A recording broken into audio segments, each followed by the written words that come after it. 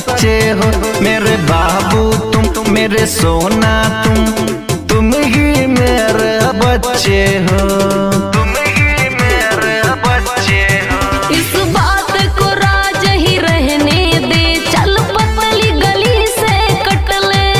ये दुनिया बदलती रहती है, हम बदले तो क्या बदले। ठीक है बा पियावा के प्यार में पिघल गइलू, फातरू के प्यार में तू पाल गइलू। मम्मी के मम्मी हो बदल गइलू,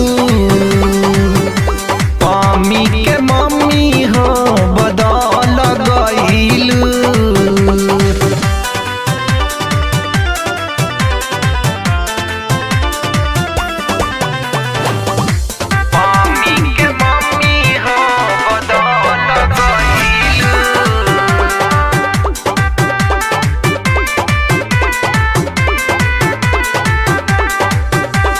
भूल गईलू कॉलेज के दिन में डूबल रहलू प्यार में।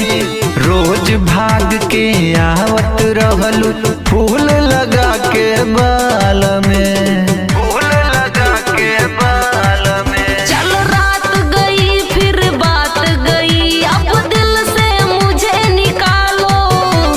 देख के अच्छी खासी लड़की अपना घर भी बसा लो। विकास आनंद के दिल में हाँ लगइलू, दुर्गा के दिला पाकुचल गइलू। मम्मी के मम्मी हो बदल गइलू, मम्मी के मम्मी हो बदल गइलू। जा जवन कैलू तो ठीके कैलू।